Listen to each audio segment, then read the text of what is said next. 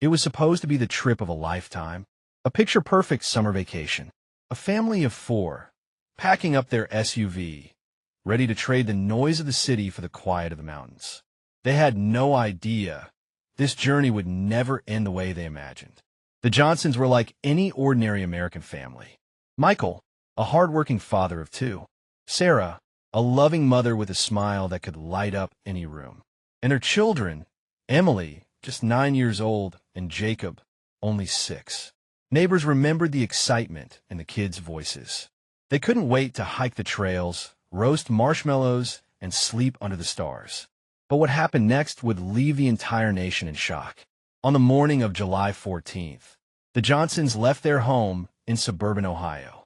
Dashcam footage captured their car merging onto the highway.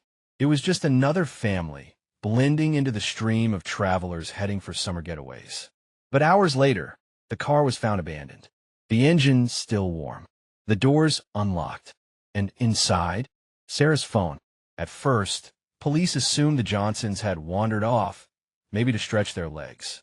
But when the sun dipped below the horizon and there was still no trace of them, concern turned into panic. Rescue teams scoured the nearby woods. Helicopters hovered overhead. Volunteers formed search lines, combing through dense trees and steep ravines. Yet night after night, nothing surfaced. The media exploded. Family of four vanishes without a trace. Every news station carried their story. The smiling vacation photos of the Johnsons, now haunting reminders of what was lost. America was glued to the updates. Speculation spread like wildfire. Some whispered about a kidnapping. Others feared the worst, that the family had stumbled upon something sinister. And the cruelest irony? Every birthday, every holiday that passed was a painful reminder of their absence.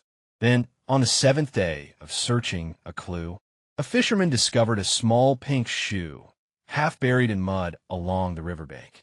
It matched the exact pair Emily had been wearing that morning. Hope searched. Had they found the trail? But the river was merciless, fast-moving, and deep. If the Johnsons had been swept away, recovery would be nearly impossible. Yet investigators weren't convinced. Something about the abandoned car didn't add up. Why would Michael leave the keys in the ignition? Why was Sarah's phone still inside? It felt staged. And then came the bombshell.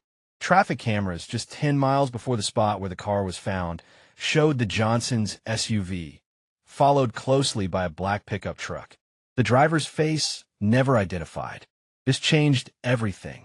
Now, it wasn't just a missing persons case. It was possible foul play. The FBI joined the search.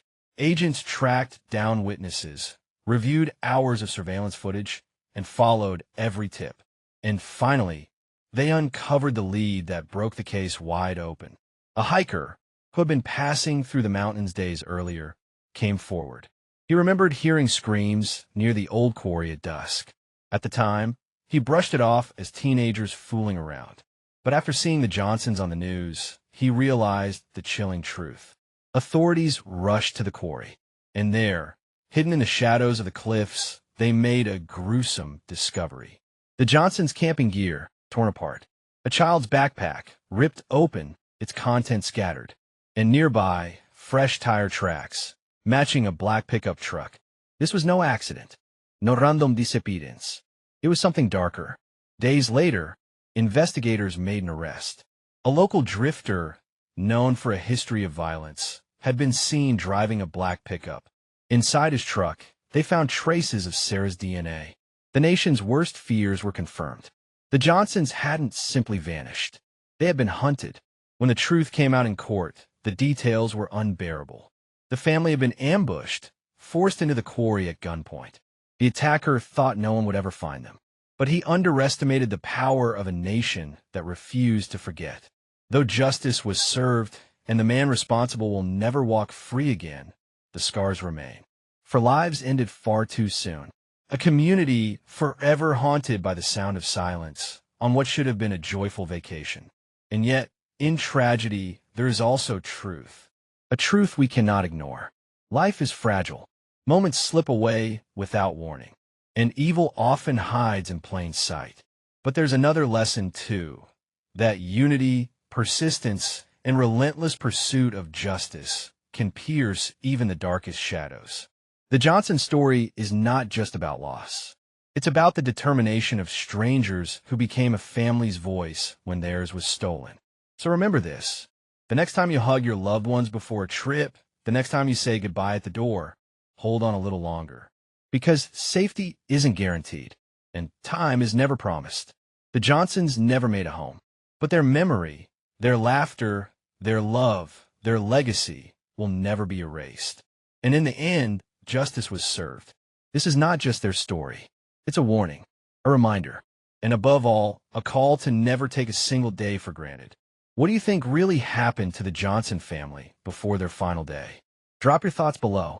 If this story left you speechless, share it. Someone else needs to hear it too. Subscribe for more true crime stories that go beyond the headlines.